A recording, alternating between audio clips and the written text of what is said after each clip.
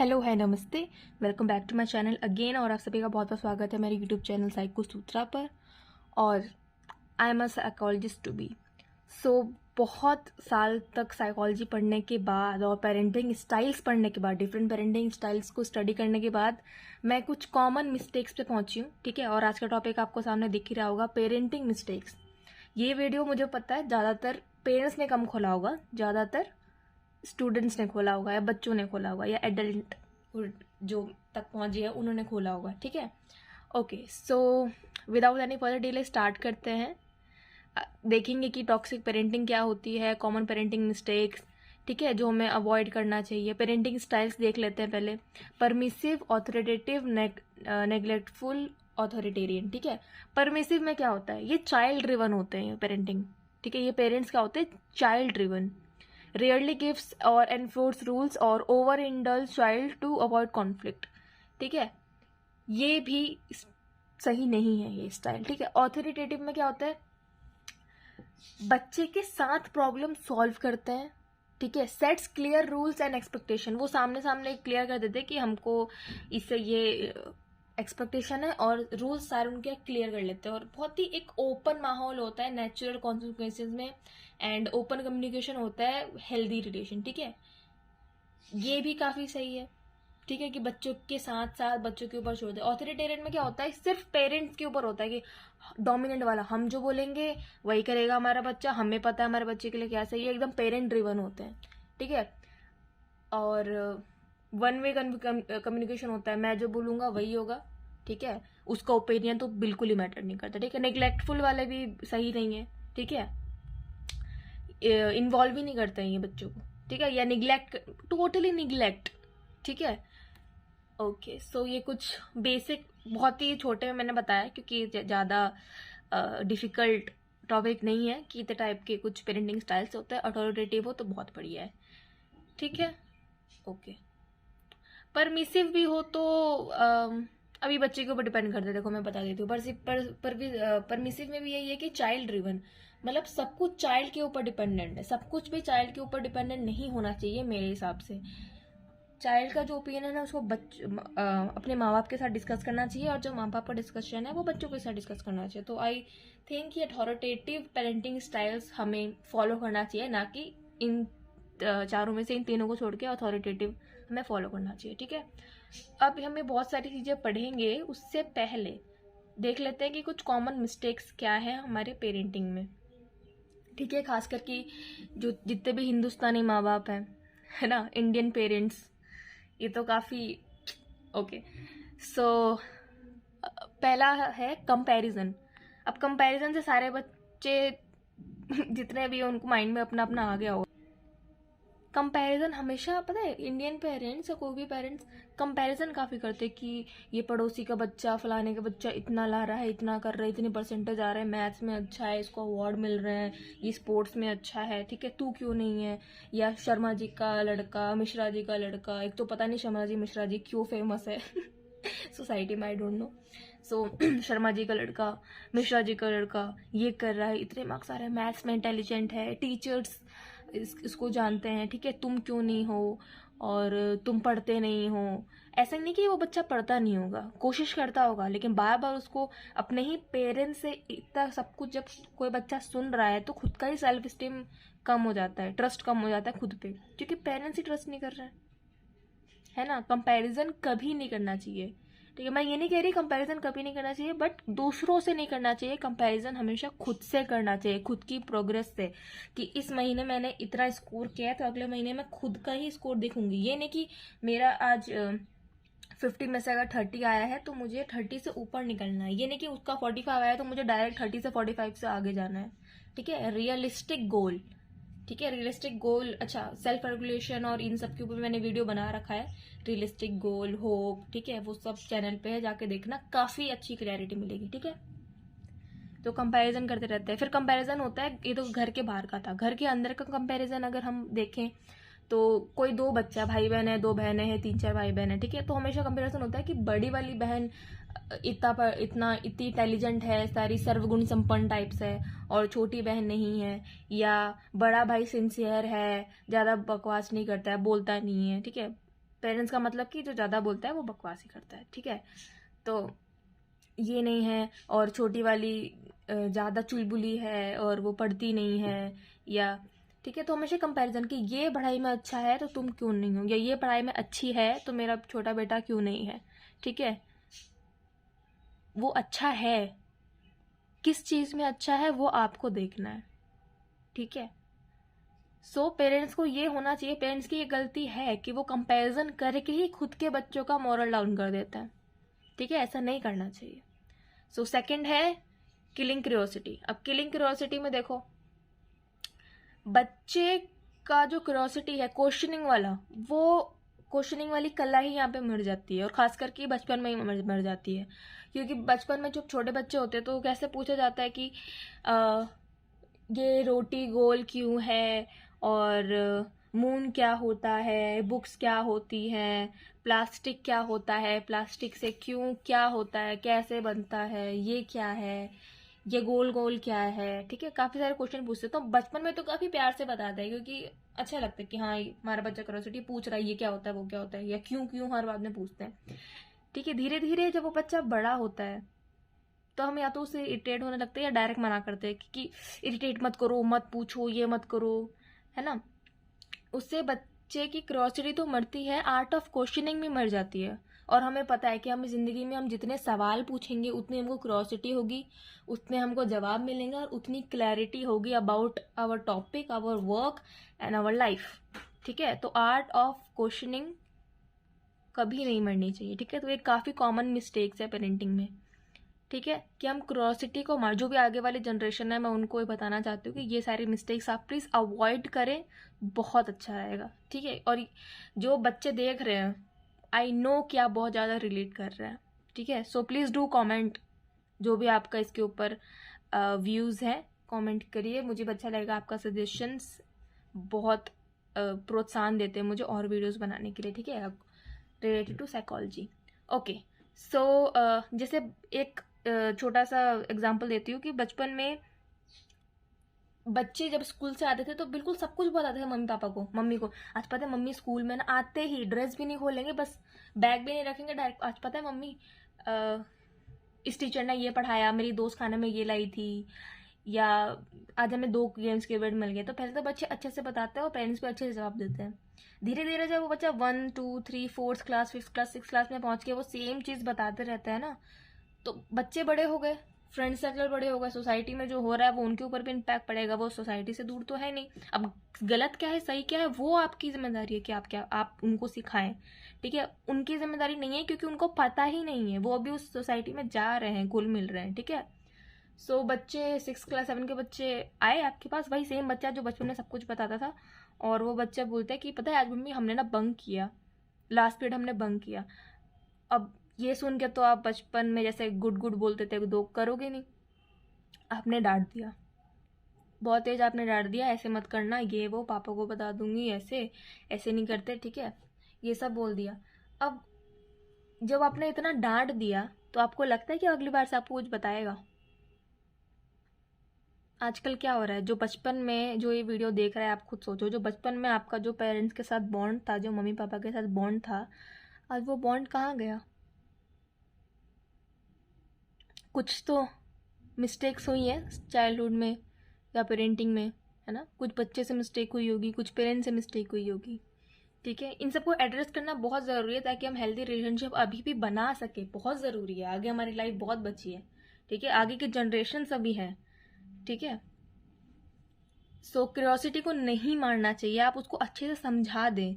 आप ये बोल सकते हैं कि देखो बंक सब करते हैं, ठीक है, लेकिन आपके लिए ये चीज़ करना सही नहीं है, सोसाइटी में सब होता है, आपका मन कर रहा है, ये भी अच्छी मतलब अच्छा क्या मतलब, हाँ ये पॉजिटिव ही है कि आपको जो सोसाइटी में हो रहा है वो करने का मन कर रहा है क्योंकि अभी आप भी इसी सोसाइटी में हो, ठीक है। लेकिन अभी आपके लिए ये चीज़ करना सही नहीं है, क्यों सही नहीं है वो आप उसको समझाओ, तब वो जाके समझेगा और वो बंक नहीं करेगा। आप डायरेक्ट निगलेक्ट कर लोगी, वो अगली बार से बंक भी करेगा और कुछ भी करेगा और आपको पता भी नहीं चलेगा, ठीक है। थर्ड है सोसाइटल प्रेशर। अब पेरेंट्स इसमें लगे रहते हैं कि समाज क्या बोलेगा, 4 लोग क्या बोलेंगे, है ना। वो नहीं कहते सबसे बड़ा रोग क्या कहेंगे लोग।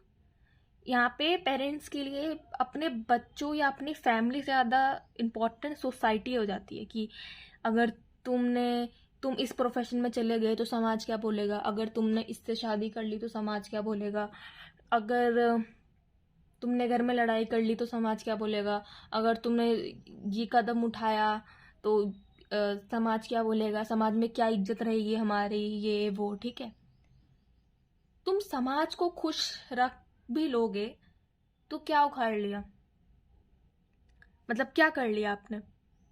फैमिली तो आपकी खुश है नहीं, फैमिली तो आपकी वहीं की वहीं है।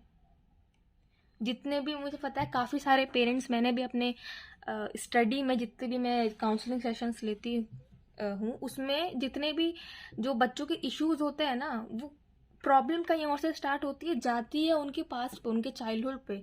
और ज़्यादातर ऑलमोस्ट अबव 50% जो है क्राइटेरिया, ठीक है, उसमें यही होता है कि वो कुछ पेरेंटिंग मिस्टेक्स ही होती हैं या कुछ चाइल्डहुड मिस्टेक्स होती है जो पेरेंट्स ने एड्रेस नहीं की होती है, और वही बच्चे को अभी तक जो बचपन में समझ लो 8 या 9 साल में जो प्रॉब्लम हुई थी, जो भी हुआ था, वो आज जो बच्चा है, लड़का लड़की 23-24 का हो चुका है, उसको अभी तक वो ट्रिगर कर रही है 29-30 तक।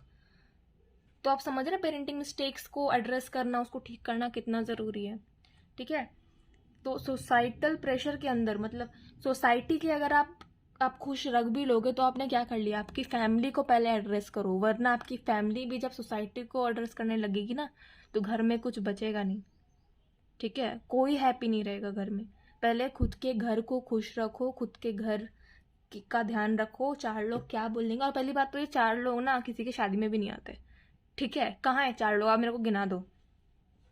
ठीक है, कई लोग बोलते हैं ना कि अगर तुमने इनसे शादी की, शादी मतलब हो सकता है कि वो इंटरकास्ट हो, तो अगर अब तुमने इससे शादी की, ये हमारे कल्चर का नहीं है, ये नहीं है, वो नहीं है, समाज क्या कहेगा, और शादी कैसे होगी, ये नहीं हो सकता। जब सब कुछ ऐसा बैलेंस हो जाता है, शादी हो भी जाती है, तब जब खुश रहते हैं ना, तब इनका वो पर्सपेक्टिव खुलता है। मैं ये नहीं कह रही कि ये बिल्कुल सही है, बट इसको बिल्कुल ही निगलेक्ट कर देना ये बिल्कुल सही नहीं है। ठीक है, इन सारी चीज़ों को जितने मैं बता रही हूँ वो दोनों एक इन सारी चीज़ों को हम एड्रेस करेंगे ना तो एक पेरेंट में और एक बच्चे में अंडरस्टैंडिंग बढ़ेगी, अच्छा रिलेशनशिप बिल्ड होगा, जिससे आगे प्रॉब्लम नहीं आएगी। जब इन सारे टॉपिक पे दोनों बात करेंगे ना अच्छे से तो एक अच्छा रिजल्ट निकलेगा।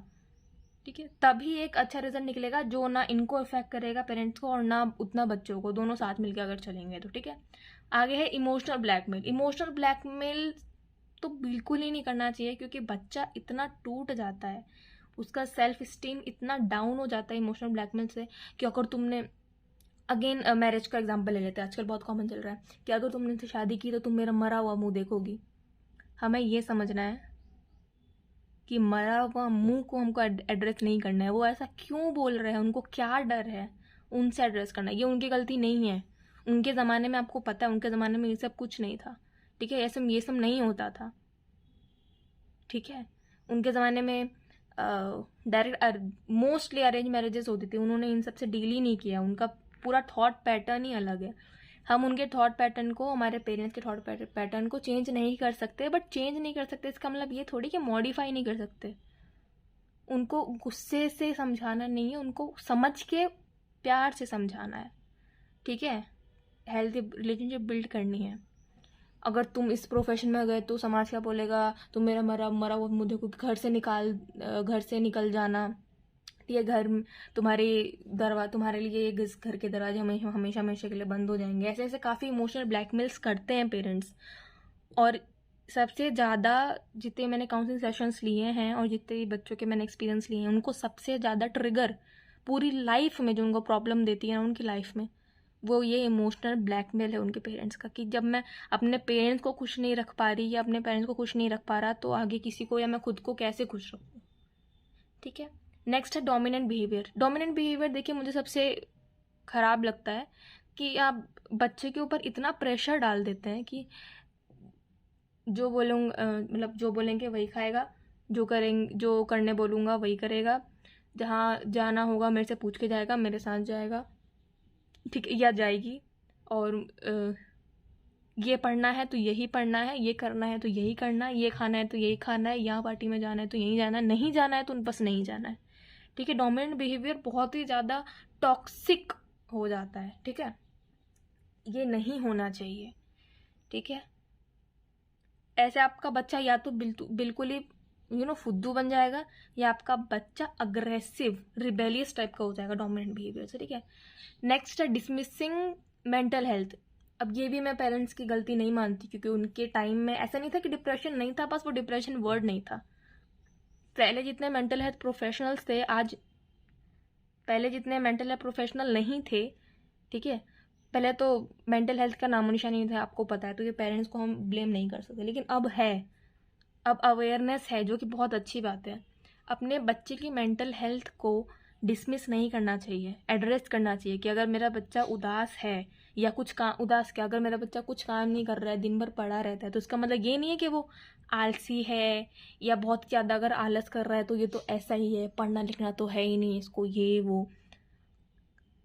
उससे जाके पूछो कि क्या हुआ, इतना लेजी क्यों है, लेजी है, और उससे जाके पूछो कि उसका वो लेजी क्यों है, दोनों में फ़र्क है ना।